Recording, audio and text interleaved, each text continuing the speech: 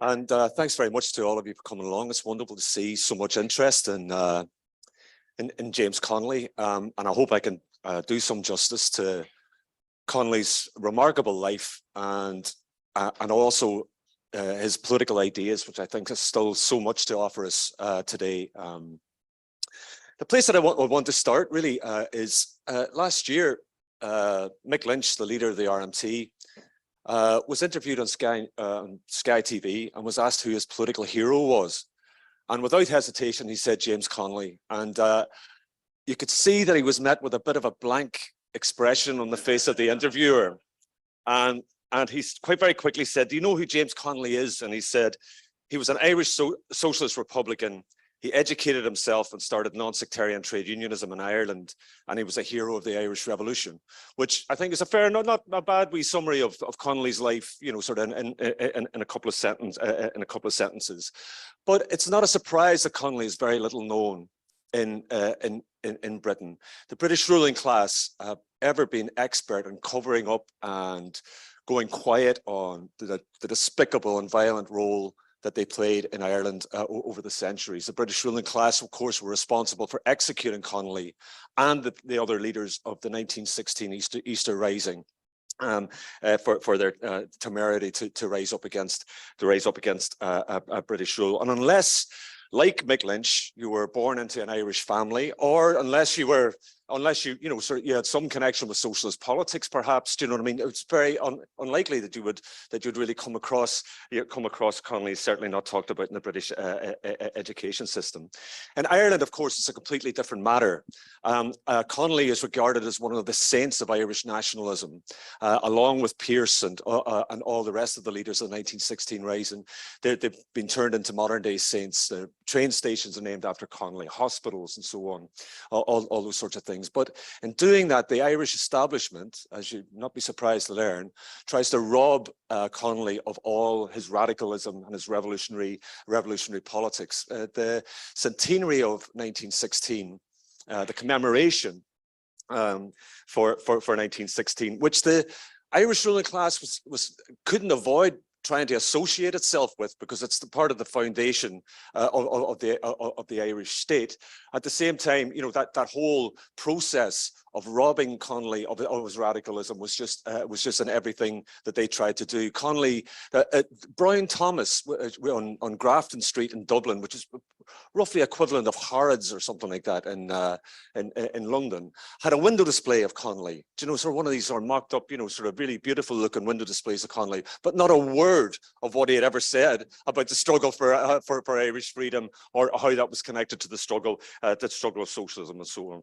Of course, that's not the whole story, because there is still a popular memory of Connolly's radicalism. I would really recommend, if you ever get the chance, to go on YouTube and have a look at Damien Dempsey, the wonderful Irish folk singer, singing "Where, oh, where is our James Connolly" to thousands of people outside the GPO in the middle of that year at a people's celebration of 1916, and how radical, you know, sort of that the memory of Connolly, Connolly was. So Connolly's legacy is a contested thing in Ireland, and it's important to see that.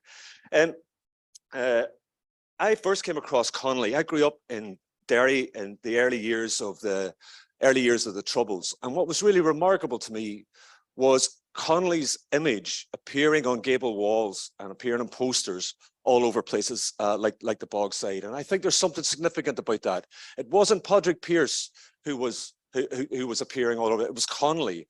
And the reason for it, in however ill-defined a way, was a sense that the struggle for Irish freedom was connected to the struggle for social change in Ireland, for socialism. Connolly was known as a labour person, a trade unionist, a radical, and so on. And I think it gives the lie to the British narrative that the Troubles in Ireland were started by people who were just out to have a religious fight and just wanted to take up arms to kill each other. That's always is the way in which the British government and British elite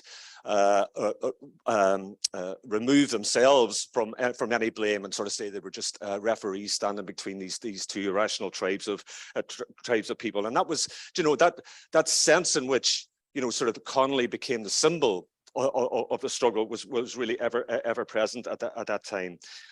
But the thing is that one of the slogans that I remember appearing on the wall on the walls at Derry was Connolly's famous phrase where he said, "The cause of Labour is the cause of Ireland, and the cause of Ireland is the cause of Labour." Now, that was his attempt to connect the struggle for Irish freedom to the struggle to the struggle of socialism.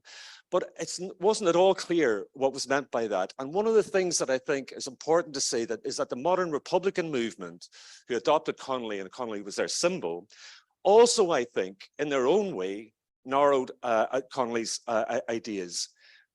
The way that they presented Connolly was to say that, yes, Connolly was a good Labour man, he was a trade unionist, he was a radical socialist, and all those things. But really, for all that he did before 1916, the final conclusion that he came to was that all of that was well and good, but until we took up arms and had an armed struggle to kick out the British, then we couldn't get on to those other things. And I think that does a disservice to Connolly's ideas, because again, it introduces a separation between the struggle for Irish freedom and the struggle for socialism. And the whole hallmark of Connolly's life was what the connection was between the two things. And that's what I want to try and draw out a bit today, the consistency of Connolly's ideas and the development of his ideas and his politics was always linked to a revolutionary vision of change in Ireland and internationally. I think Connolly really has to be considered as a giant of the socialist movement in Ireland and Europe and indeed in America. And I think he made a really outstanding original contribution to understanding how the struggle in oppressed countries like Ireland was linked to the social struggle. And why is it important to discuss these ideas? We just come from a meeting that Richard Boyd Barrett did on the struggle for a united Ireland today. And those same ideas that Connolly was contesting throughout his life, and I want to try and go through it a bit, are reappearing in this generation. In this generation, the idea that we can achieve a united Ireland somehow just through a referendum in which we win 51 or 50% plus one, and then suddenly a united Ireland will just drop from the skies, and everything will be fine. And the campaign for United Ireland is separate to what we might do once we get a United Ireland and what we might talk about doing. Connolly, the insistence that Connolly always had was that the two were intimately connected. And I think you can see parallels with this with the struggle for Scottish independence, the struggle for Catalan independence, and so on. How you understand that struggle and how it's connected to class struggle, how it's connected to the fight for socialism is a really original contribution. Just to give a short sketch of his life, Connolly was born into absolutely extreme poverty in the Cowgate area of Edinburgh in 1868. He left school when he was about 12, educated himself, worked in terribly menial jobs for an absolute pittance for years. Eventually became involved in socialist politics with his brother in the Socialist Labour Party in Dundee. But before that, he'd actually joined the British Army. The first time he was in Ireland was as a British soldier. He was stationed in Ireland for about 7 years. He eventually deserted the British Army. They think that they were going to be sent to India, and he deserted and went back to Scotland and got involved in socialist politics. He then answered an ad. Or a friend placed an ad sort of advertising him as a socialist organizer, and a small socialist club in Dublin responded to that and said they would bring him over, and he made an immediate impact in Dublin. What he did was to get the socialist club to change its name, to call itself the Irish Socialist Republican Party. Again, this question right from the beginning of connecting the fight for Irish freedom with the fight for socialism. And the way, in the original manifesto that he drew up, he said, the private ownership by a class of the land and instruments of production, distribution and exchange is opposed to the vital principle of justice and is the fundamental basis of all oppression, national, political and social. The subjugation of one nation to another, as of Ireland to the authority of the British Crown, is a barrier to the free political and economic development of the subjected nation, can only serve the interests of the exploiting classes of both nations, not just Britain, but also the exploiting classes in Ireland. And that therefore the national and economic freedom of the Irish people must be sought in the same direction via the establishment of an Irish socialist republic and the consequent conversion of the means of production, distribution and exchange into the common property of society to be held and controlled by a democratic state in the interest of the entire community. So that was the hallmark of what Connolly, from the moment that he arrived in Ireland, began to argue with and discuss with Irish socialists, but also trying to get that a wider hearing for that through his newspapers, through endless speaking tours, and all those sorts of things. To say that the fight for Irish freedom had to be the fight for a workers' republic, for a socialist republic, and that was the only way that you were going to be able to. You're going to be able to do it. Connolly's small organization, and it never really, before Connolly eventually left and went to the United States, but before he left in those years, the organization never really grew to more than about 80 people in the whole of Ireland. But the significance of it for Connolly, and he wrote about this subsequently, is that by being a public organization advocating for the republic, advocating for socialism, it drew the struggle for a republic in Ireland, for Irish freedom, out of the hands of small conspiratorial organizations, which had existed in Ireland, for the previous 100, 150 years, the Fenians and so on, the Irish Republican Brotherhood and so on, who, because theirs were conspiratorial methods, you couldn't speak openly about advocating for a republic. You couldn't speak about what the benefits of a republic would be. It was just all about the armed conspiracy, and Connolly was determined to try to drag the argument for a republic out of the hands of those people, out of the back rooms.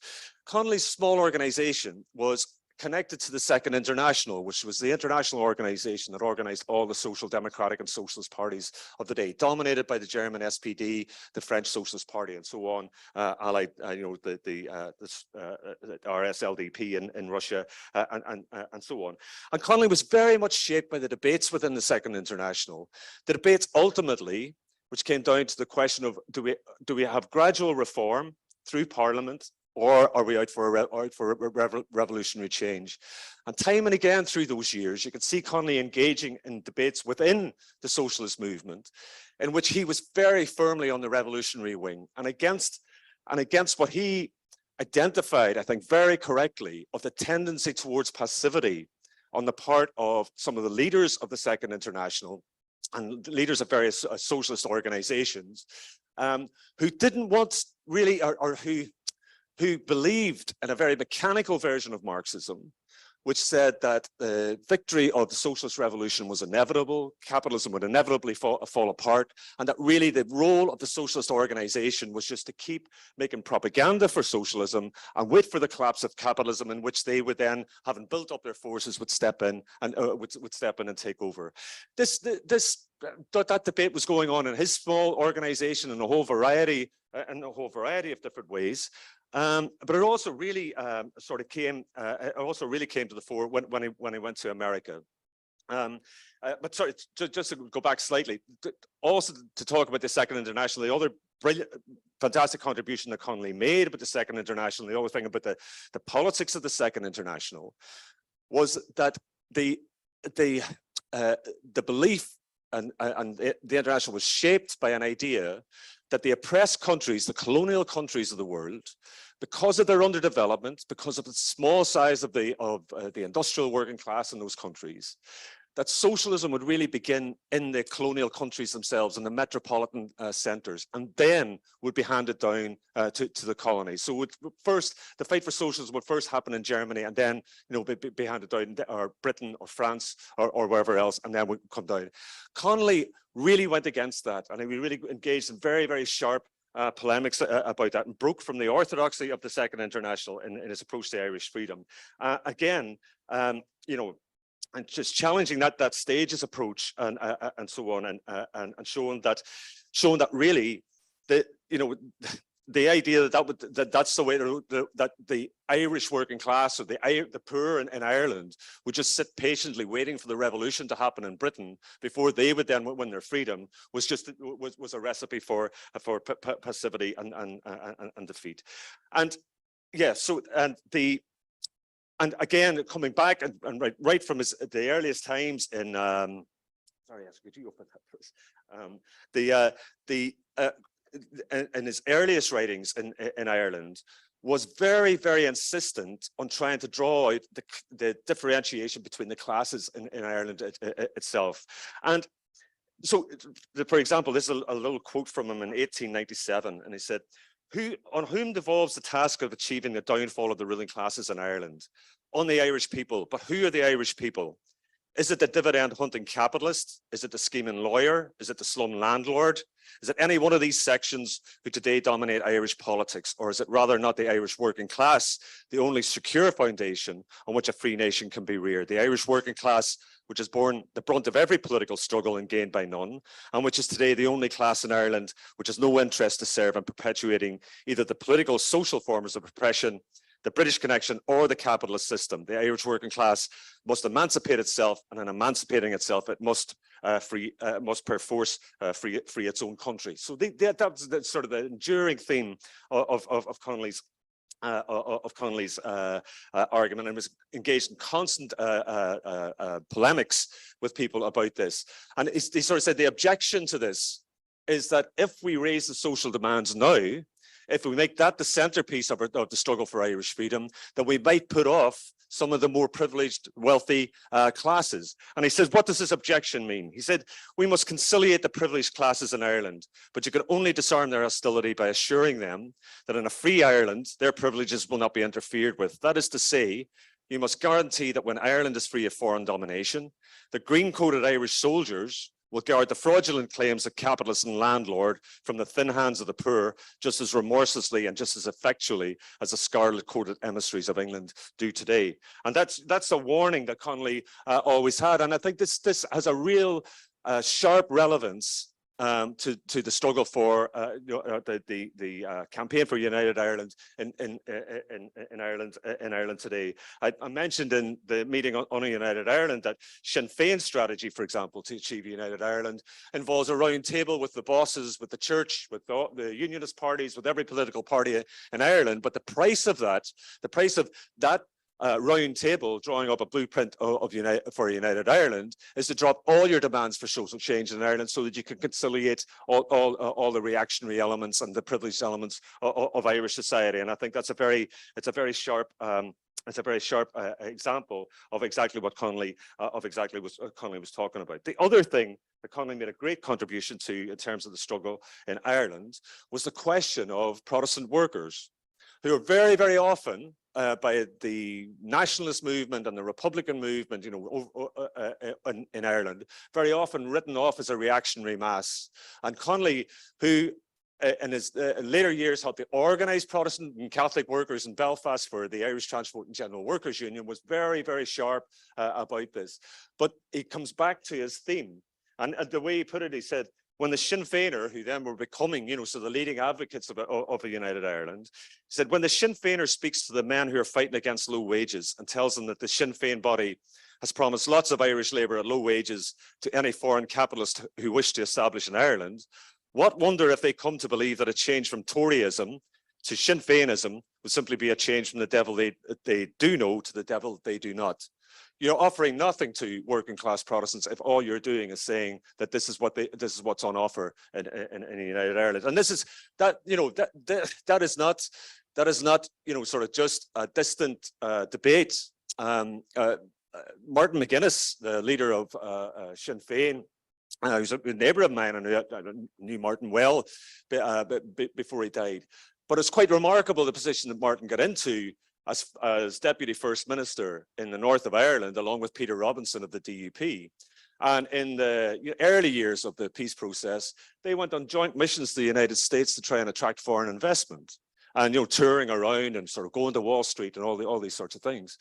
And it was remarkable, the reports that you started getting back from it. In those meetings, Peter Robinson would say to any potential investors, he'd say, come to Belfast, because the wages are lower in Belfast than they are anywhere else in the UK, and you will, have all the benefits, but with lower wages.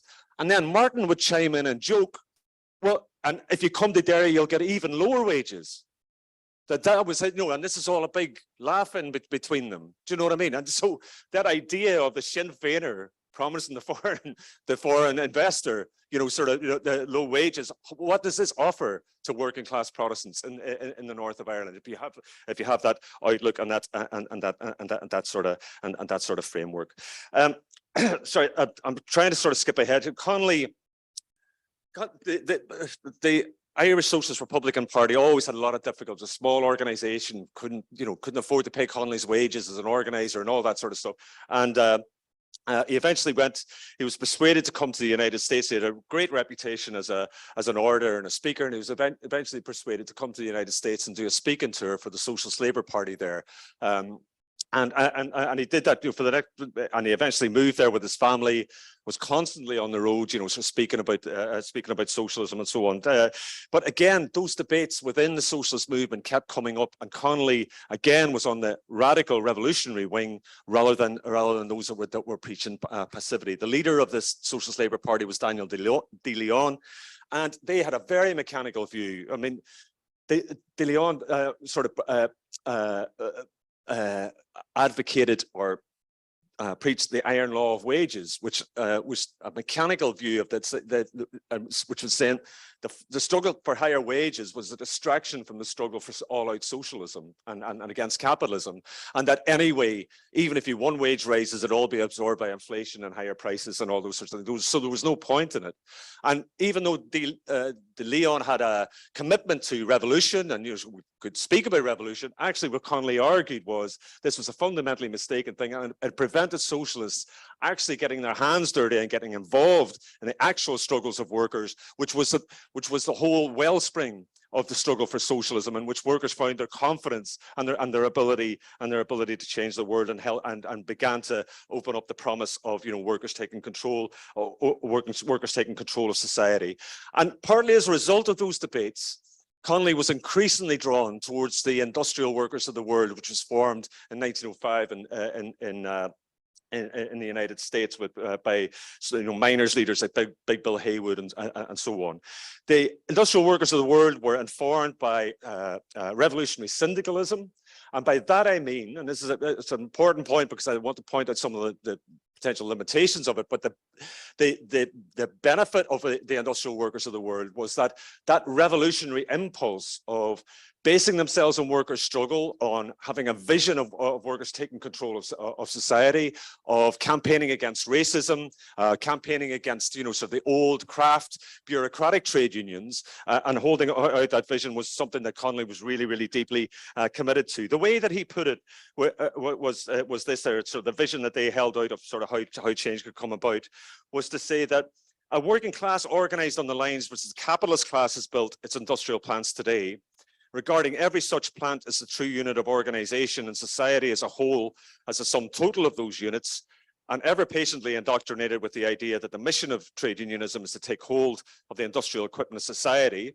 and erect itself into the real holding and administrative force of the world, such a revolutionary working class would have a power at its command greater than all the achievements of science could put in the hands of the master class. So that was the vision that they had. The working class, plant by plant, factory by factory, mine by mine, by organizing itself in one great big union, would be able to then seize control of the means production and gradually take over the whole of society. And that was the vision that Connolly really tried to pursue. He spent about 7 years in America, and then eventually was persuaded to come back to Ireland, in which a similar sort of trade union had been formed by James Larkin, called the Irish Transport and General Workers Union, organised along the same sort of lines.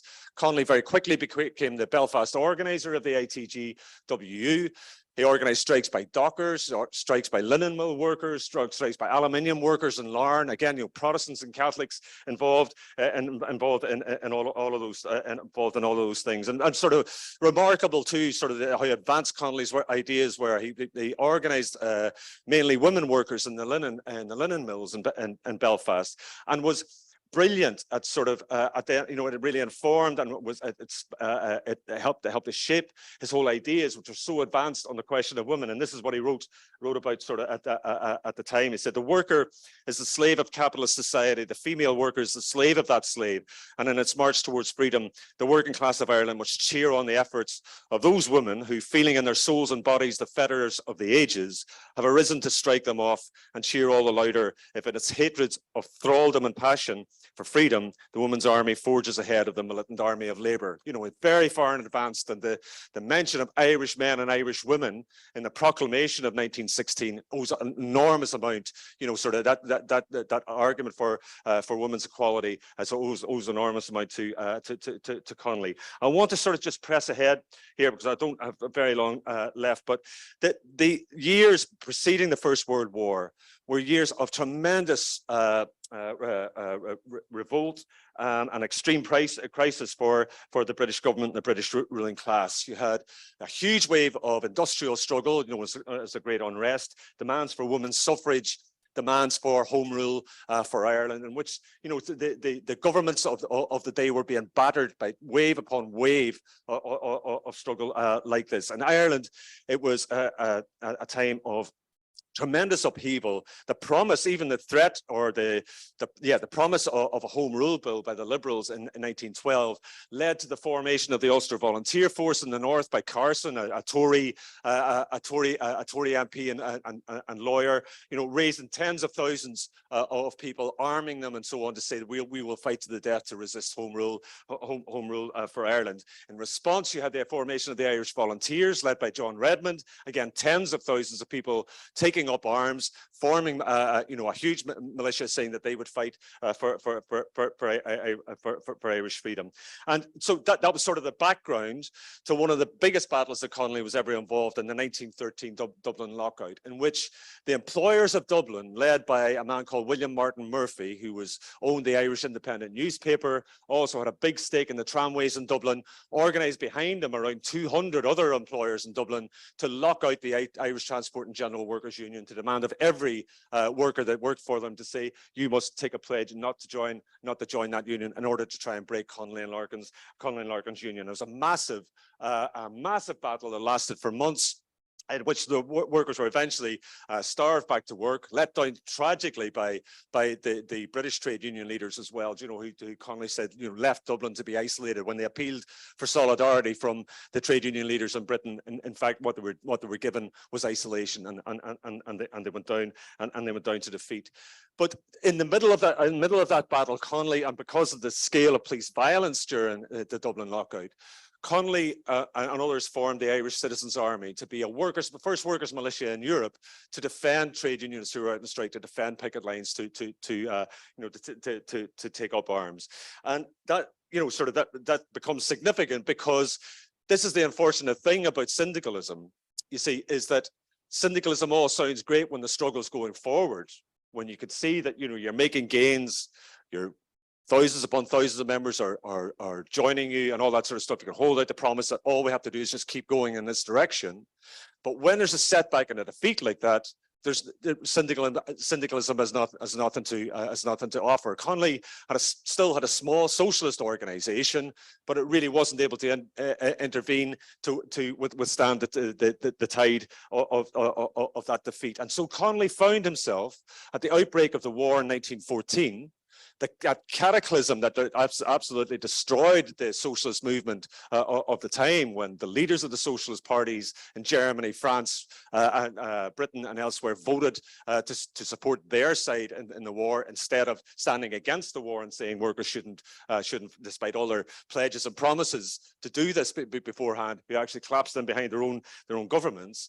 Connolly found himself incredibly isolated and with very little to draw on to do anything. Connolly very much identified with that wing of the socialist movement, and there was handfuls of people like Lenin, like Trotsky, like Rosa Luxemburg and Karl Liebknecht in Germany, who stood out against the sellout that the Second International had done. He was very much on that side, but with very, very little in the way of resources to be able to do anything about it, even though he was campaigning against the war and even the Irish Volunteers. I mean, and always like the Irish Volunteers, John Redmond led the Irish Volunteers, and the Ulster Volunteer Force also led into fighting in the First World War and so on. So he just had a handful of people. All he had was the Irish Citizens Army. But to Connolly's, I think, great credit is that despite not having many resources at his disposal, he was determined not to be passive. He couldn't stand the idea that we'll let this war blow over, this enormous slaughter in the trenches. We'll let this all blow over, and then we'll get back to the normal humdrum day-to-day struggle for socialism and get back to contesting elections and standing for parliament. So he couldn't stand that. He was full of urgency and a desire to do something, and it meant that he was drawn increasingly to try and seek to do something along with the Irish Republican Brotherhood, the Republicans of the day, the forerunners of the IRA, and the preparations for Easter 1916, and were really what Connolly was drawn into and became actually one of the key organizers of it. But I think it was informed by his revolutionary politics, by his desire, by his impatience to do something against the imperialist war. The way he described it is this: it wasn't just sort of saying, "Oh, we'll just take up the gun and we'll have Irish freedom from the gun." He said, starting thus, Ireland may yet set the torch to a European conflagration that will not burn out until the last throne and the last capitalist bond and debenture will be shriveled on the funeral pyre of the last warlord. That was Connolly's vision of what 1916 was supposed to be about. And they were out to really strike a blow against British imperialism. The great tragedy is that, and I'll just try and finish on this, and perhaps other people can take it up in the discussion. The great tragedy is that after Connolly's execution, along with the other leaders of the Rising, Connolly didn't leave behind an organization that could carry through those ideas, and the pressures that came on organizations like the Irish Citizens Army, for example, which effectively dissolved itself into the Irish Republican Brotherhood and the IRA during the War of Independence, a small socialist party, and so on, that sort of really stood aside from the struggle for Irish independence. But you just think the revolutionary wave that ended the First World War also came to Ireland as well. Great general strikes against conscription, against the imprisonment of Republican prisoners, Soviets set up in places like Limerick, a massive general strike in 1919 of Protestant and Catholic workers in Belfast. You could see that if Connolly had been around, if it had an organization with that sort of vision, you could imagine the impact that he might have had.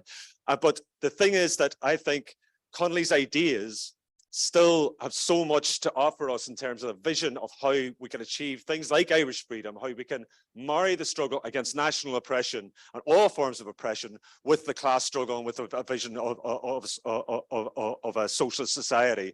And I think it's a great credit to him that's the consistent theme that comes out of Connolly's the whole life, and I think it's why he should be celebrated today and why we've still so much to learn from him. Thanks very much.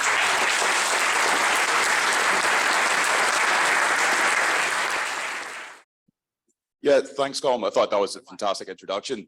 Yeah, so one thing I think we can learn from Connolly, well, there's a lot of things we can learn from Connolly, but it's something that applies very much right now, is the fact that he saw strikes not as a chance for people to get better wages, because of course we all want people to get better wages, but people need better wages right now. But it's also building working class confidence. It's the fact that people, or the workers, need to realize that they're the ones in control. When they withdraw their labor, they have the power and they can make the bosses pay, which is why strike victories are so important right now. Because for an example, you were talking about the linen workers in Belfast. Whenever they first approached Connolly and said, yeah, we're being treated in terrible working conditions, we're not allowed to talk to each other, we're not allowed to sing while we work. At which point Connolly said, of course, he worked with them, he went to their trade union, but the bureaucracy said, no, you can't walk out. But Connolly said, unfortunately, there's nothing I can do for you. But here's one caveat. If any of you is reprimanded for talking, you all talk. If any of you is reprimanded for singing, you all start singing. If one of you gets kicked out, you all walk out. Which shows that you, as long as you get the confidence from it. He even said if the gain of that strike was to gain working class confidence, the gains were immense.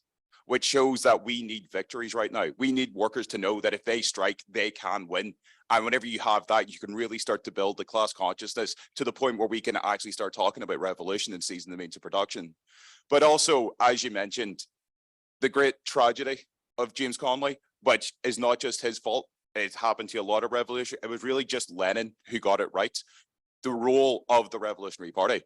If Connolly had left behind an ISRP that could have withstood, after he went to America, it fell apart. They only had 80 members. After he died, they became defunct. Could you imagine what would have happened if you had that Revolutionary Party left over in Ireland to challenge what happened? He talked about the carnival of reactions, which is how he surmised what would happen in the partition of Ireland, which is what ultimately happened, where essentially he said you would be left with two capitalist countries, completely separate, and the working class abandoned, which is really what happened, which shows why this government in the South are so desperate to bury his legacy, which is why whenever we talk about the Revolutionary Party, people have seen us walking around with these, and we're being very pushy and we're cramming it down your throats, but there is a reason for that. We need a Revolutionary Party. We need the politics to go into the workplaces, to go into the picket lines and actually build the revolutionary momentum that can bring the working class to self-emancipation. Thank you.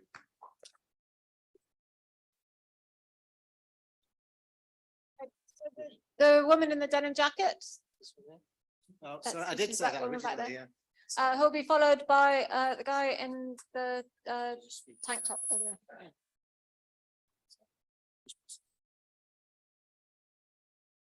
Okay, can you hear me? Yeah, I just wanted to follow on from the last speaker who sort of suggested some of the tragic what ifs, the terrible tragedy that Connolly died so early, that he wasn't there for the struggles in 1918, 1919, 1920, that his vision of socialism wasn't there to inform the struggles that took place then. Because, you know, in 1919, you had these incredible uprisings, you had these Soviets going on in Limerick and then in Belfast. For goodness sake, Belfast was run by a united cross-sectarian working class for weeks, you know, but Sinn Féin offered Protestant workers absolutely nothing. Now, the politics of James Connolly had no time for that kind of thing. And, you know, if he had been there, if the spirit that informed his politics had been alive, you know, the partition probably would never have happened. Sinn Féin offered Protestant working class nothing then, and it offers them nothing now. And I just wanted to, if people will bear with me, I know to some people here, this quote will be extremely familiar. Sorry. How's it work? Just hold a bit. Okay. Can you hear me better? Okay. And now I've lost the quote, so I'll just bring it back up.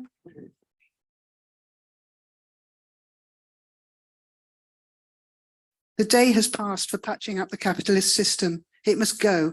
And in the work of abolishing it, the Catholic and the Protestant, the Catholic and the Jew, the Catholic and the free thinker, the Catholic and the Buddhist, the Catholic and the Mohammedan, of course we would now say Muslim, will cooperate together, knowing no rivalry, but the rivalry of endeavour towards an end beneficial to all. For socialism is neither Protestant nor Catholic, Christian nor free thinker, Buddhist, Muslim nor Jew, it's only human. We of the socialist working class realise that as we suffer together, we must work together, that we may enjoy together. We reject the firebrand of capitalist warfare and offer you the olive leaf of brotherhood and justice to and for all. Can you imagine if the Irish struggle for independence had been waged in that sort of spirit? That quote comes from something Connolly wrote in, I think, 1897, when there's a huge amount of colonialist racism in Britain, certainly, anti-Semitism, all kinds of backward ideas, but he could write that then. And it's a tragedy that that spirit did not inform the final stages of the Irish Revolution.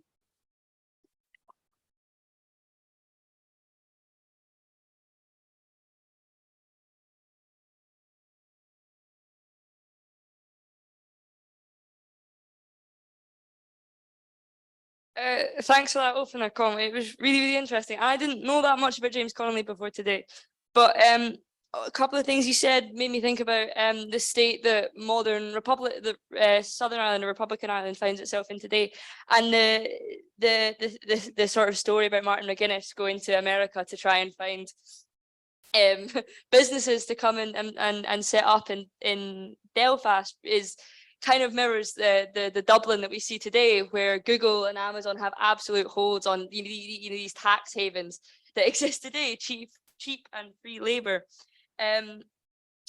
But that to me speaks to a failure to actually overcome the imperialism of England in a way, because it's the same system and it's the same repressive system that existed when England and Britain more generally, because let's not deny Scotland's role in all of this, had when they were in Ireland, and the same levels of oppression, capitalism and exploitation of the working people in Ireland. And without a politics of socialism existing alongside a politics of nationalism and unification, all you see is a reproduction of the same situation that went before. And it really isn't that much of a liberatory struggle in that sense, because the change isn't there. And that's the kind of thing that I at least saw when you were talking about the politics of James Connolly, and that's that failure to build a revolutionary party, or to at least continue a struggle past that stage. Thank you. Thank you. So comrade at the back will be followed by that comrade over there. First of all, I'd like to thank Colm for a great introduction to Connolly and put Connolly where he should be, right at the top. I think he was, along with John Maclean, the greatest revolutionary Marxist these islands have produced, and that still remains the case. Colm mentioned the Second International. The first book I read about James Connolly was by a man called Desmond Greaves, I think, who argued that Connolly was an orthodox Second Internationalist. He actually wanted to free Ireland and then consider making a socialist republic, which is rubbish, actually. Connolly, without ever knowing Trotsky really, came to the same conclusion as Trotsky, that combined and uneven development, a struggle in Ireland for Irish freedom would involve the working class and would involve a struggle for the Socialist Republic. And that was why Connolly participated in the Rising. So Connolly, although he was a member of the Second International, he broke with his backward politics, his do-nothing politics. And Connolly felt he had to make the socialists had to be involved in the struggle as well in 1916. Connolly was roundly attacked by lots of the revolutionary left, not just the reformist left, for saying he took part in a putsch. And it took Lenin to lecture them on why Connolly was not involved in a putsch, why he was trying to set a flame that would light Europe, as he said, which later did actually. Lenin said that the tragedy of the Irish is that the revolution was premature, they rose too soon before it matured, but he defended Connolly against the rest of the left who attacked him, and that's to be borne in mind. I think he's a great revolutionary. He's a fine writer, one of the best writers. People who haven't read his books should read them. He's one of the finest expressionists of Marxism in plain language for ordinary people, a convincing orator, a great writer. Also, some of the things he did even before he went to Ireland, he stood as a councillor in Edinburgh for election, and he said, look, don't elect me to do things for you. Elect me as a disturber of the capitalist peace. And that's what Connolly stood for, and that's why he took part in the Rising, and why he did leave behind some socialists. I'll finish in this. There was a young lad who'd been involved in the Dublin lockout, became a follower of Connolly's and took part in the Easter Rising. He was 14. He would have been when Connolly was shot, he took over and they called him the boy commander. His name was McLaughlin. He then decided later that the IRA were not going to lead to a united Ireland, and he was a founder member of the Irish Communist Party along with Connolly's son, Roddy Connolly. He came to Britain and argued at SLP meetings, right, about the unity of the Irish and the British socialists, and they had to fight together for a revolution in Britain and a revolution in Ireland. And he attended, he spoke, this is not recounted in Yorkshire, Glasgow, Leith, all over the country, with big excited audience. The tragedy is there wasn't enough of those people that he left. Thank you. Okay. The comrade in the striped t-shirt will be followed by this comrade in the white t-shirt down here. Yeah, I want to follow on from what Dave has said, but I want to start by saying that Colm was absolutely right to start off by taking Connolly off the pedestal. because when the ruling class want to neutralize any real champion of resistance to the establishment, to the system, any real revolutionary change, as soon as they are dead, they turn them into statues. The same happened to Lenin, by the way, in Russia, and we've got to bring him back to life. Secondly, I think it's very important, as a number of comrades have done, to point out the failures of Connolly and the inability to sustain the revolutionary tradition through the establishment of a revolutionary party that could continue in the years after 1916 and after his death. There is a slight danger, though, that you misinterpret the involvement of Connolly in 1916. And the way I would describe it is this, that Connolly not only saw it as an opportunity to light a conflagration throughout Europe, he saw it also as a way of striking a blow specifically against British imperialism.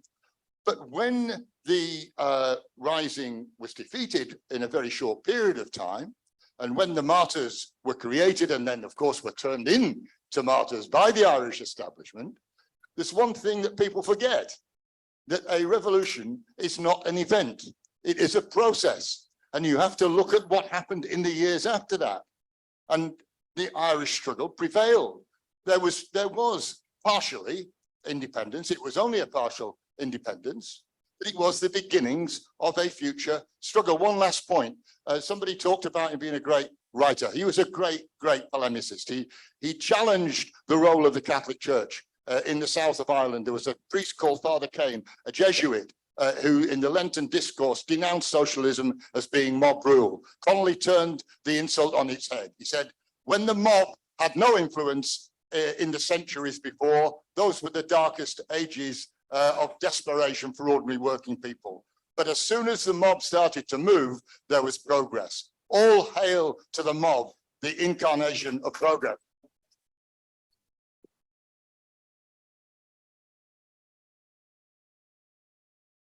Thank you. The person in the white t-shirt down there will be followed by the comrade in the black vest. Thank you very much, everyone. Brilliant discussion, and thank you, Colm. I want to start by saying that I think one of the best things that I think I've learned about Connolly is his life story. I think he's got a fantastic life story, and especially when you consider where he starts. I think he fits the description of what Antonio Gramsci would have called an organic intellectual more perfectly than anyone I've come across in the history of Marxist and revolutionaries. You know, growing up in the slums of Cowgate in absolute desperation and having to teach himself. And the way that he learned so much as well through the intense struggle of his time is also remarkable. And I think I want to make also another point about kind of a similarity that you could see today with some of the events of that Connolly was involved with, and especially with the Dublin lockout. You see it involved intense discussion, intense turmoil between you know, the trade union bureaucracies in England, where for a good period of time they were acting on the side of the working class in Dublin.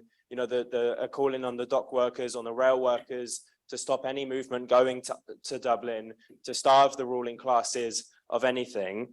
But in the end, they capitulate completely and fall in behind the tactics and the interests of the ruling class, and acting as the, you know, professional mediators of the exploitation of the working class that they are. And you can see the parallels of this today. You know, we mentioned Mick Lynch at the start of the meeting. Mick Lynch perhaps could be just as culpable for this on many occasions. We saw him appear on television a lot over the last year, but we mustn't forget his role in selling out a number of disputes. You talk about the P&O Ferries disputes, which happened before the start of the RMT strike wave and so on, where a number of hundred of P&O Ferries workers were made redundant of their jobs told that agency workers were going to come in, and Miklich did absolutely nothing. He did nothing to mobilize even the workers in the ferries, and nothing in terms of solidarity. And I think what Connolly shows is that you need to build some sort of revolutionary organization to counter the forms of reformism and trade union bureaucracy, which do nothing but to hold back struggle. Thank you. After the comrade in the black vest, there's somebody at black in a kind of burgundy t-shirt. Okay. Thanks. Yeah, sorry, I was just kind of formulating what I was going to say there, but brilliant meeting, Colm. And I think just about the question of revolutionary organisation, because people will be, however many meetings you've been to so far, you've probably heard everybody continually coming in and raising this question, like James did at the beginning, about underlining that thing about the importance of revolutionary organisation. And the theme of this meeting, you know, a lot of the contributions, people talking about the tragedy of Connolly, and, you know, this enormous contribution that he made, this enormous kind of role that he played as a revolutionary, you know, internationally at the time, and then this tragedy, because what was left behind. And I think, you know, it's not just a tragedy, because in the lesson there's something that is also quite hopeful. You know, Trotsky talked about the whole era that Colm was covering in his talk. You know, the era following the outbreak of the First World War is an era of revolutionary moments. So you look at, you know, not just, you know, Russia, where of course they had a successful revolution, or Germany, where people might have, you know, been to the meeting about, you know, the sort of what happened with the lost revolution in Germany. You also had, you know, mass worker struggles in Italy. People talked about Red Clydeside. You know, this was, you know, a moment that I think Trotsky said something like where, you know, I can probably slightly misquote because I don't have it in front of me, but, you know, where, you know, there were places where that were sort of went through the process of the war that didn't end up in a revolution. It was because of the lack of a party and a lack of leadership. And I think, you know, yeah, looking at the tensions in the system that kind of lead to revolution, Lenin talked about, you know, you had to have a crisis in the ruling class, you had to have a mass shift in consciousness and a sense that, you know, neither class can kind of quite go on as before. And the third part you need is leadership. And I think when you look at Connolly and the question of, you know, that moment of the war, what people talked about, the social democratic parties, that there were these lone voices that came out and spoke out really, really bravely, like, you know, Maclean, that Dave over there talked about, you know, was sent to prison for it, for saying that a bayonet is a weapon will work at either end. You know, Luxembourg and Karl Liebknecht, you know, there were people who were lone voices speaking out inside those social democratic parties, but played an enormous role. And I think, I suppose that to sort of sum up what I'm saying about that is that the hopeful message of it is that these big struggles will come. You know, if you look at the experience of all these different struggles, you can see that the tensions in the system will lead people to fight back, as we're seeing in different parts of the world now, and it will bring strikes, and that, you know, revolutions can emerge. But the question is about learning the lessons from, you know, 100 years ago about the revolutionary era, that we're asking people to join because we want to be in a position for something hopeful that can happen, so that we have a big enough organisation of revolutionary socialists who want to intervene in those struggles and chart through, like Connolly might have been able to do around the time of the Rising, had he had that organisation, and it wouldn't have led to the failure that it did. Excellent, thank you. Person in the burgundy t-shirt followed by the person in the blue t-shirt there. Hello. Yes, so I guess I'm one of the ignorant few who didn't actually know about James Connolly before coming here. So I thank you again for that introduction. It was actually incredibly, for as short time as you had, it was actually really comprehensive and very interesting. I guess I just have a question, clarification to ask, which is that we keep talking about the sort of tragedy of Connolly. What do we mean, like, specifically? Is it that, like, simply, I know he believed in revolution, but was it that maybe he pushed for it too early? Was it maybe simply that he just died too early? And if he did do something maybe wrong, is there something we can learn from him in that sense? So I don't know, I guess I'd just like to know what the mood in the room is about that, and then maybe your response. Thank you. The person in the blue t-shirt will be followed by the person in the patterned top. Blue t-shirt near the back.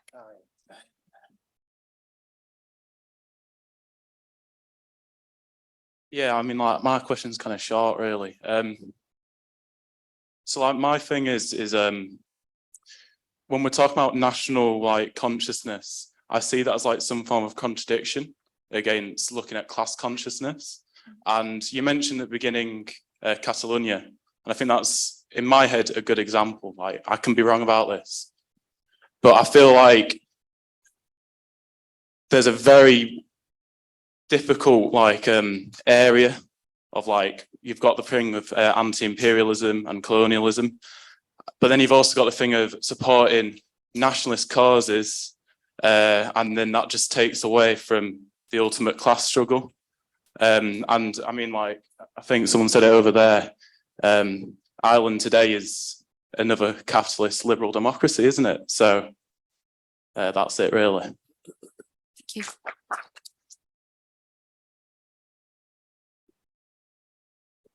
Right, yeah, the person in the pattern top is the last person that I've got who wants to speak, but we have plenty of time left. So if there's anybody, yeah, okay, if there's anybody else who wants to talk, then put your hand up. Hi, yeah, thank you, Colm, for such an illuminating introduction, and for everyone for the really good discussion. I just wanted to make a couple of quick points.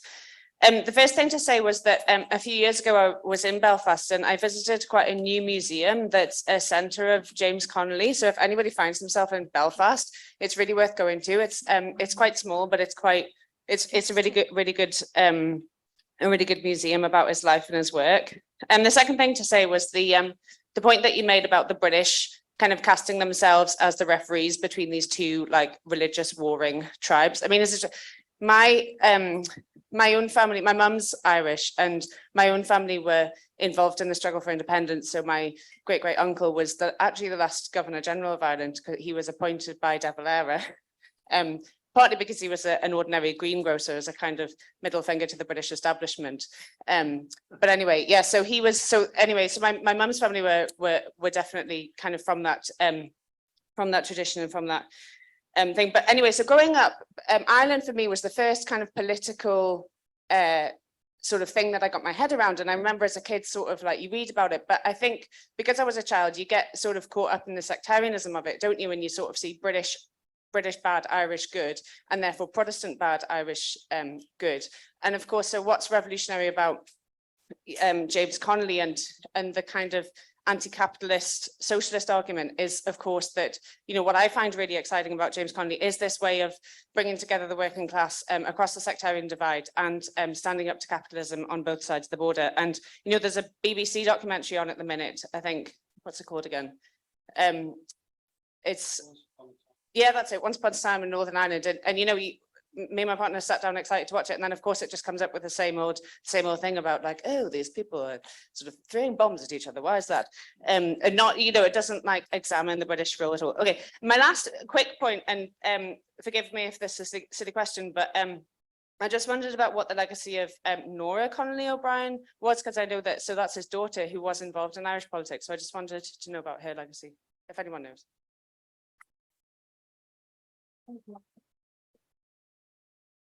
Right, the comrade in the pink t-shirt will be followed by the person directly behind you. Hi, I just wanted to come back because I think your question is brilliant, and I think you're absolutely right. But I think that the question is, the starting point for any revolutionary, for any Marxist, is whose side are you on? And we're always on this side of the oppressed. So if you're asking me, am I going to support Sinn Féin against the British government? I am going to support them when they were fighting the British government. Now we're in a very different situation in Ireland when the Sinn Féin is in government in the north of Ireland and is bringing about, you know, education cuts in health service. And, you know, I grew up in a nationalist family, and going, as I said in a meeting earlier, going way back to the kind of Civil War, 1923 and that. But my family members returning in their graves at what Martin McGuinness was doing, going to America and shaking hands with these people, with what the leader of Sinn Féin is doing, going to the coronation of the king. You know, that's not it. But at the same time, we always have to be on the side of the people who are fighting the oppressor. Doesn't mean that we agree with them in everything that they're doing. It's about a critical kind of coming alongside people and having an argument. Because if you start with people who are fighting for their freedom by sort of saying, well, you know, you got it all wrong and we know what you really should have is this kind of thing, then you're not really alongside people. You don't really have a debate with them. But if you're supporting a freedom movement, like, for example, in South Africa, you know, what the ANC got out of it was not a socialist equality for all. Actually, they created a capitalist, black capitalist class in South Africa. But at the same time, we would fight alongside the ANC and would support them in their fight, but also be critical of them at the same time.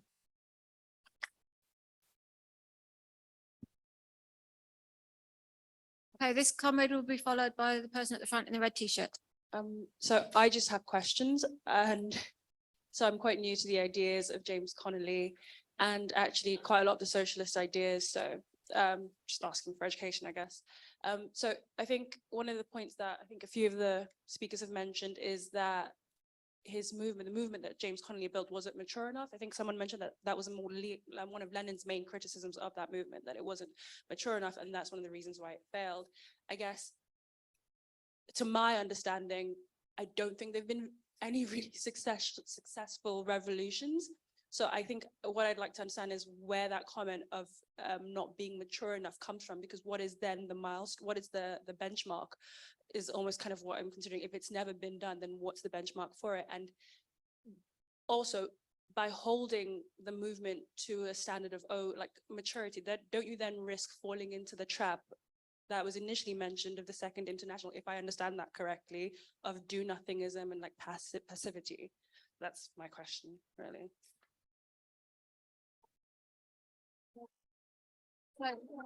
This comrade in the red t-shirt, followed by that comrade in the red t-shirt. Passion, comrades, socialist passion.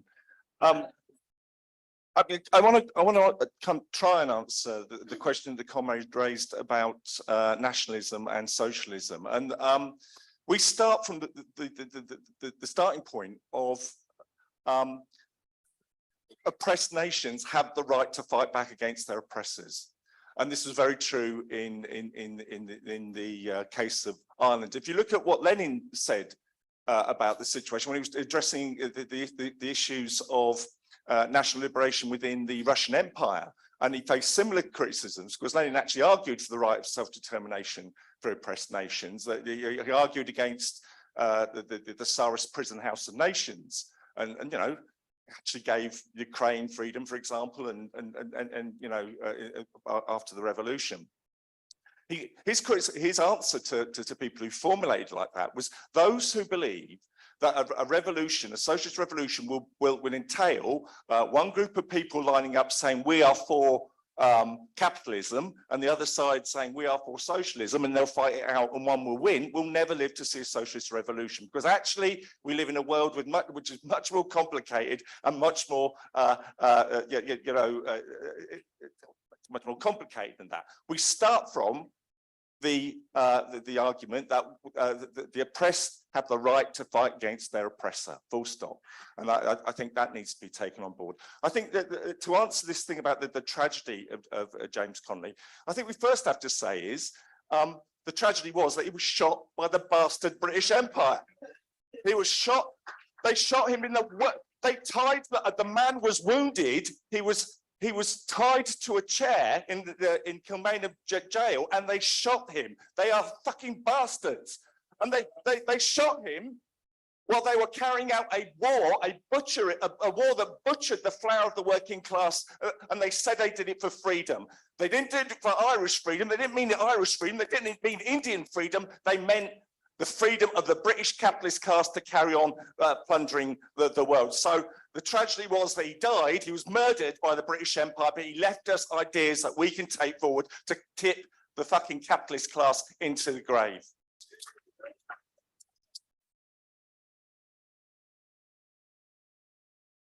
Right, the comrade in the red t-shirt will be followed by the person next to you.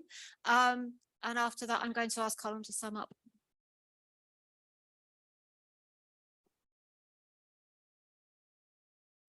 Thanks. Just to come back to the comrade that raised the question that was answered very well by the previous speaker. And he mentioned Ireland today being a liberal democracy, and that's it. But to go back, as Colm said, Connolly rightly predicted that partition would lead to a carnival of reaction north and south. And if you just look at partition, it was based on a sectarian head count. The Unionists in the north of Ireland sometimes refer to the north of Ireland as Ulster, but Ulster has 9 counties, not the 6 that constitute Northern Ireland, and that was based on a head count so that you'd have a permanent Unionist stroke Protestant majority that, as we've seen now with the last election, has finally ended. To take the south of Ireland, when there was stalemate in the armed conflict at the end of the War of Independence and peace talks in London, it was representatives of the emerging Irish ruling class that took part. Colm mentioned William Martin Murphy, the employers' leader in 1913. It was their representatives agreed with the partition of Ireland and the limited independence of the 26 counties, and that was immediately followed by a counter-revolution when Michael Collins, Arthur Griffith and co. used borrowed British artillery to shell the forecourts in Dublin.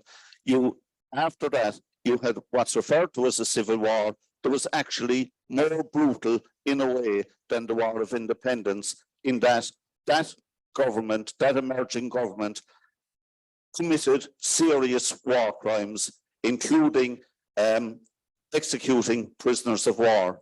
And it was that emerging ruling class with the Catholic Church that resulted in the 26 counties that still exist today. Thanks. Thanks very much, Esther. That was a wonderful discussion, and thanks very much for it. And I'll try and come back on some of the questions that were asked. I thought it was a fascinating question, that question about, sort of were the conditions not mature enough for the revolution, and then what is it, was the national struggle, distraction from the class struggle. These are really at the heart of what Connolly was trying to grapple with, and I think what we have to try and understand when we're trying to build on Connolly's legacy. You see, it's true, as a number of people pointed out, the way the First World War was ended was through revolution. In Russia in 1917, then in Germany in 1918, mutinies the length and breadth of Europe, soldiers refusing to fight, all those sorts of things. That same wave affected Britain, affected Ireland. Though that was the thing, that was Connolly's vision. Everything that happened, you could just see him sort of being at the center of it and saying, God, this is what we've been waiting for. This is what we've been trying to provoke. This is what we've been trying to stir up. You see, and it's not. Connolly was executed, and this, of course, as we say, this is the great tragedy. And Sasha, absolutely right. You know what I mean? Murdered by the British Army, not just the British Army, by the way. The foremost campaigner for Connolly's execution was William Martin Murphy in the pages of the Irish Independent, because he wanted Connolly out of the way. He knew the threat that Connolly represented, and after Connolly's execution, that finished. But the execution of the leaders, and especially the execution of Connolly, a wounded man tied to a chair, outraged people in Ireland who had maybe been not sure where they were and during the Easter Rising, but that outrage, that it began a process of increased radicalization, of people turning against the war, of people being fed up with that, of the rebuilding of the Irish Transport and General Workers Union, those great sort of strikes against conscription, Republican prisoners, and all those sorts of things that really fueled an enormous wave of radicalism right throughout Ireland. That you could just see that is exactly what Connolly's vision was. Well, that was bound up, you see, though, but it wasn't separate to the question of Irish freedom from British rule, against the violence that Britain used against the Rising, and then later against the War of Independence. That was what people were rising up against, and the expression of that was support for Sinn Féin, which had been a very small party before the First World War. But in 1918, the first election after the end of the war, Sinn Féin swept the board the length and breadth of Ireland. 73 seats out of 105 seats to the Westminster Parliament. Remember, this was to the, to the British Parliament. They were won by Sinn Féin on the basis of saying, we are going to declare the independence of Ireland. We're not going to take our seats in Westminster. We're going to declare our own independence. And people forget how revolutionary the struggle was. This is the thing that I think, when we look at Scottish independence, Nicola Sturgeon sort of saying, oh, we're appeal to the British Parliament to give us a referendum, please, thank you very, and then, sort of if we win that referendum, they'll just hand us independence. Or the Catalan nationalists thinking the same thing from the Spanish state. Do you know what I mean? This is not how it happened. How it happened in Ireland is that the Sinn Féin MPs said, we're not taking our seats. We're setting up our own parliament, the Dáil in Dublin. We are now declaring ourselves a legitimate government of Ireland. The Irish volunteers are now transforming themselves into the Irish Republican Army, which is the legitimate army of the Irish Republic, and we are going to fight you to the death to kick Britain out and begin to take over the whole of the country using the IRA, but also the strikes and everything else that they could use, burning down police stations, ambushing the British soldiers, making the whole of Ireland ungovernable. They set up their own courts, the Dáil courts. They said the British courts don't have legitimacy anymore. The only legitimate courts in Ireland are the Dáil courts. And you just think about how revolutionary that was, how that terrified the British ruling class. And going hand in hand with what we were talking about, Soviets, people taking over creameries and so on. Also a massive revolt on the land where landless peasants were beginning to take over the landed estates of the big English absentee landowners and parcel it out amongst themselves. A really enormous social upheaval. That was what was going on in Ireland. That was a revolutionary process. However, what happened to it? What happened to it? Actually, because the dominant ideas in Sinn Féin were, and the politics of Sinn Féin were nationalist, actually that limited the struggle, and actually they themselves began to be terrified about how far the social struggle was going. So therefore you find IRA men like Peadar O'Donnell, who went on to become a very important left-wing leader sort of in the 1930s, along with Nora Connolly O'Brien and people and Roddy Connolly and so on, I'll come back to, was saying, I was an IRA man and I found myself being sent to guard the landed estate of a big landowner to stop it being taken over, but to be taken over by the poor landless peasants. When the treaty was signed by Michael Collins in London, the pro-treaty, the new Free State Army, part of the IRA that agreed with the treaty, marched the length of the Shannon River, closing down all the co-ops and Soviets and anything else that had been taking place, because what they wanted to do was to reassure the wealthy in Ireland, as Joe was pointing out, that we will be a safe pair of hands, and now we'll just get back to a normal. Now we'll just get back to a normal sort of thing. That also completely cut off the possibility of winning over working class Protestants in the north of Ireland. And the possibility was there. The Irish Transport and General Workers Union in 1920 put itself, called May Day demonstrations in every town and most villages in Ireland on May Day 1920. It was 100,000 people marched under red flags in Belfast. This is just after the 1919 general strike. Towns and villages, the length and breadth of Ireland, red flags. This is what was the radicalism. People were inspired by the Russian Revolution. 10,000 people turned out in Dublin in 1918 to welcome the Russian Revolution. I mean, there's incredible things that were going on. What did the bosses in the north of Ireland do, faced with this massive revolt, the general strike, and then this growing wave of radical trade unionism? They launched sectarian pogroms to smash that unity and destroy it on the basis of religious riots and burning out, expulsions, not just of Catholics from places like the shipyards, but also what they called rotten prods, people who were socialist Protestants.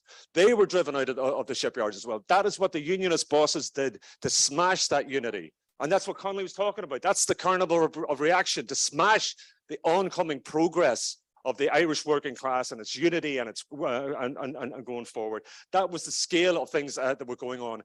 The great tragedy, you see, though, is, and this is the thing coming back to the question of politics, is that though that great organization, the rebirth of the Irish Transport and General Workers Union was the rekindling of Connolly and Larkin's spirit.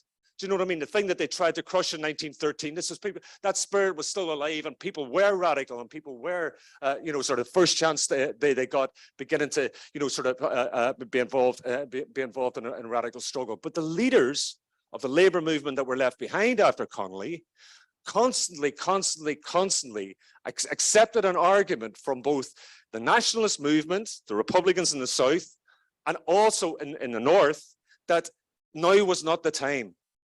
Now was not the time for class struggle. We have to win Irish independence first. And then De Valera made a very explicit argument to William O'Brien, who was left behind after Connolly took over the ITGW. He said, Labour must wait. We have to win the election first for Sinn Féin, win Irish independence, and then we might start talking about changing conditions for the working class. In the North, Thompson, who was in the ALP with Connolly, who was one of those people, again, like the Second International people, who, when the war broke out, wouldn't let Connolly hold a public meeting against the war, because he said, look, we just have to put our heads down for the duration of the war, and actually we have to support Britain because that's being on the side of progress. And the ALP fell apart. But their argument was, faced with that sectarian pogrom, the labour movement could do nothing. You just have to put our head down, wait for it to blow over, and then we'll get back to normal trade unionism. And this argument has been the blight of the labour movement and socialist movement in Ireland for the last century. This same thing happened.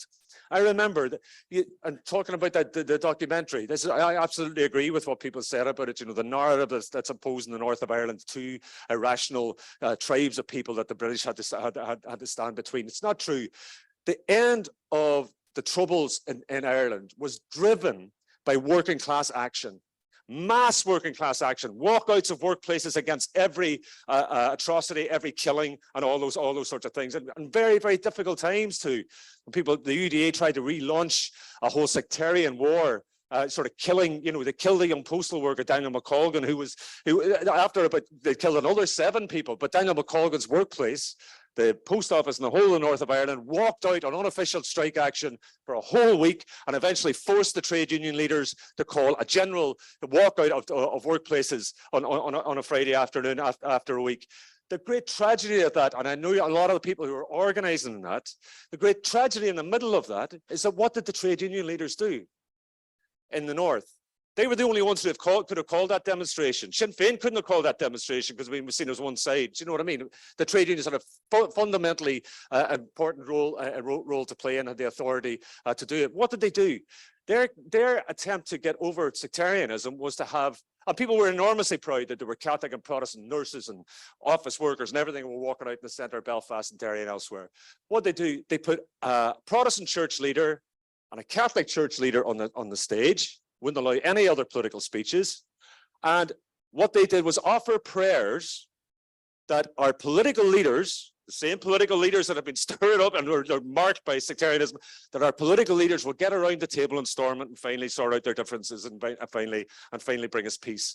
No attempt to put forward just a simple demand that actually we shouldn't be divided anymore. We are united in our opposition to this sort of sectarian violence that's going on, but we also should have a movement that changes our lives for the better. Instead, it's all handed back into the hands of the same rotten politicians who caused the thing in the first place. And so that's why it's sort of important that socialists have to offer a distinctive strategy, a very, very distinctive strategy. And people are absolutely right. But we're not neutral in these things. People come, you know, sort of the repression against the Republican movement in the north, right throughout the Troubles, had to be opposed on a simple democratic basis. We had to sort of say people's rights are being destroyed, torn up, and all that sort of stuff. We have to be on one side rather than the other. We're not neutral in these things. You know what I mean? We're on the side of justice and democracy, but we also have to add to that socialists have a distinctive strategy. It's not just about tailing, you know, sort of what the Republican movement is doing, even though that we don't equate the Republican movement with the British state, but we can't tail them because of all the limitations, because of all the limitations that I pointed out. And I think this is why I think it's important that we try and understand the role that socialists can play in Britain and the importance of it, and the importance of building a political tradition in the working class movement in Britain that stands for Irish freedom, that is very clear about the role of the British state, that constantly educates itself on the actual history of what went on in Ireland, and is firm in its conviction that the Irish people should have this freedom, but also that we're able to try and build the possibility of, when it comes to that struggle for freedom, that the working class in Britain could offer its solidarity for it. There was a remarkable thing. In the Russian Revolution, you might remember, 14 foreign armies tried to invade Russia in order to crush the revolution. One of them was the British army, of course, just in the immediate aftermath of the First World War. Dockers in London refused to load a ship full of ammunition that was going to be sent to Russia, and in that way undermined the effort. Similar things could have been happening in Britain, in Liverpool, and all the other docks that were trying to rush British arms into Ireland in the War of Independence. Working class action in Britain could have been crucial and would have been so important in terms of delivering actual solidarity, preventing the British state from carrying out what it did during the War of Independence. I'll try and just one thing. I do want to sort of finish on Nora Colony O'Brien, because she's actually a very inspiring person. She wrote an account herself of what she did in 1916. She actually walked near the length of Ireland to deliver orders and so on to the IRA in Tyrone, and then sort of had to walk nearly the whole way back to Dublin, all that sort of stuff. She played a very big role in the years afterwards. I actually saw Nora Connolly O'Brien speaking in 1974. She came up to Derry to open the headquarters of the newly formed Irish Republican Socialist Party. Sort of connected to the INLA, the official IRA, and all that sort of stuff. And they invited Nora. She came and spoke in a flatbed truck in Chamberlain Street, which is sort of where, you see that footage of Bloody Sunday and Father Daly and others carrying the body of Jackie Duddy. That's Chamberlain Street, and it was just in that street that I heard her speak one Saturday afternoon. A remarkable thing I would encourage you. I was just reading only just a couple of weeks ago about sort of people who were connected to Trotsky going and meeting Nora Connolly O'Brien in Dublin in the 1930s, and finding out the relative strength of the organizations that were trying to form. The Communist Party sort of falling apart a wee bit, and were trying to form the Republican Congress, and what was the state of play, and would they be in touch, and all those sorts of things. Quite remarkable to hear her interviewed. But the other thing that I would encourage people to say, go back to the YouTube thing, is to go and find, it was an interview in RTE in the 60s with Nora, where she describes going into the prison, into Dublin Castle, where the night before James Connolly's execution with her mother, they were finally allowed in to see him. And she describes them going in, and James said to Lily, his wife, he said, "Well, Lily, I suppose you know what this means. They're letting you in. That means I'm dying, I'm being executed in the morning." And Lily says, it's just such a beautiful exchange. It's nearly poetry. Lily says to him, but James, your beautiful life, and starts crying. And James says, "No, don't be crying, Lily, you'll unman me." And she says again, your beautiful life, James. And he says, "But sure, wasn't it a good life? And isn't this a fitting end?"